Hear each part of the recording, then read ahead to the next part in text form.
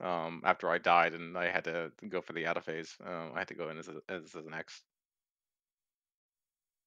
I think the way Sharper did it, he was a lot more active. I really went the other way and was more passive. So there are probably different ways to do it, but Yavin in particular is hard because Yeah, the AI farms. yeah, it farms and also it can shoot you from everywhere and anywhere. You get Yeah. shot by 5 different directions all the time. Yeah, so I like again, like Sharper, I think was doing torp runs. And you can watch my attempt. I was a lot more passive, just like farming the AI players themselves by hanging way back, and making sure I had plenty of morale. But like on a map, like I also just tested this with Nadiri. The AI behaves totally differently. The AI does not farm at all, and so you can just take your time and just shoot the cap ship and the ISD much easier than you do on Yavin. Yavin, the AI aggressively farms and they will flip the phase. Yeah, I know. Yeah, I know. And so I was gonna make a joke about Nadiri, so the AI is realistic on Nadiri then, right? Even, Exactly.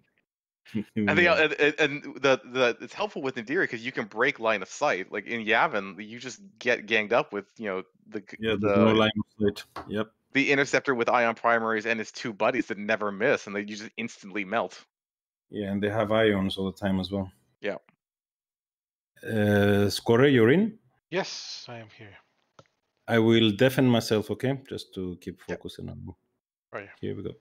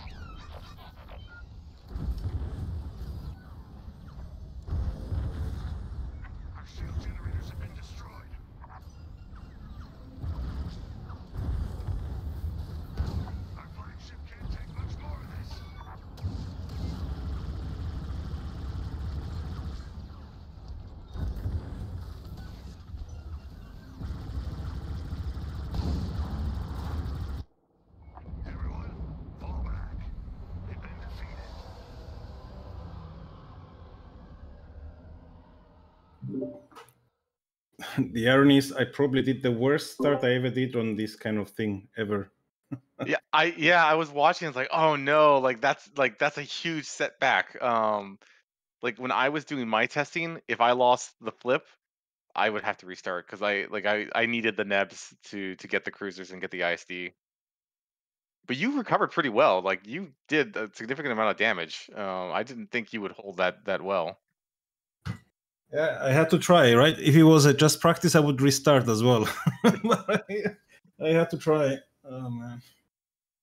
That never happens, and it happened on the formal try, you know. Yeah, no, trust me. Yeah, I get it.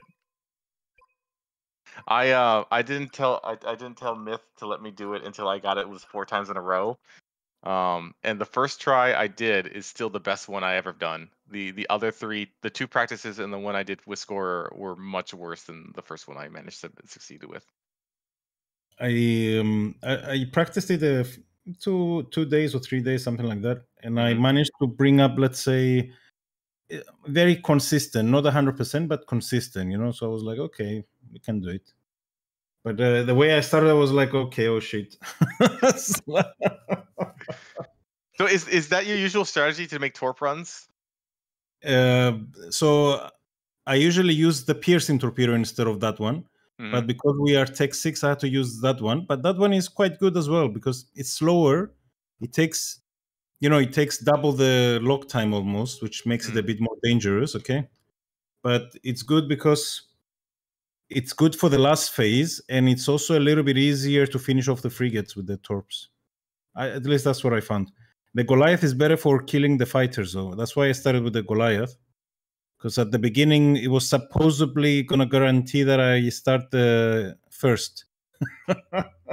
Yeah. Again, you can watch my attempt with Scorer. He has it on his Twitch channel of my attempt. But yeah, I did a different approach. My approach was to use the passive damage as much as possible. Keep extending the phase. Yeah, passive damage anyway is going to reach up to 15% on the frigates, okay, and that's fine. But in this case, I had to push anyway because I was in defense myself. Yeah. Once, like, again, for me, my strategy relies completely on winning the flip. Like, if I don't have the nebs to hide behind, because when I was doing my testing, like, what I noticed was the AI, if I sat under the repair zone of one of the nebs, they would do nothing. If I sat at another one, they would dive bomb me repeatedly without pause. And the same thing with the cruisers. Like, they would defend one, but not really defend the other. And it just became a matter of like, can I reliably destroy this cruiser without getting smoked 5 times in a row because they're just jumping on top of me. Yeah, having the frigates definitely helps, especially once you clear the 2 enemy ones, because then you're always in firing range, basically. Yeah. Anyway, I've got to go. Genie, I sent you a DM if you want to talk about it more. Yep. Thank you, Ghost. Thank you. Thank you, guys. Score, you there? Yes, I'm here. Yeah, man, that sucked. The first 2 minutes sucked really bad. Yeah, I saw that. Uphill struggle from there. I must have done it 10 times and it never happened to me. It happened on the formal try. Yes, it's okay. I know the feeling. Has happened to me too.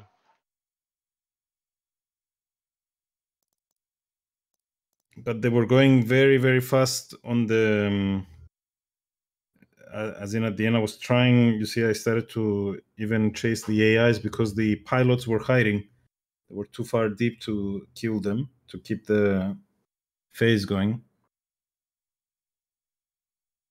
Yeah, I don't know why they do that, but once you get to the Star Destroyer, they like kind they of go full defense. Yeah, but like very far away, you can totally like attack the front of the Star Destroyer, and they just won't pay attention to. Yeah, normally if I have the 2 frigates anyway, I don't need to. As in, I just keep shooting at the Star Destroyer. And normally it's almost done. It's almost cooked by the time they will try to flip anyway. As in, but I didn't have the luxury this time. Yeah. It's okay. So we lose 2 cups now, or 3 cups. How many 3. did we lose? Yes, 3. Okay. Oh well. Yeah.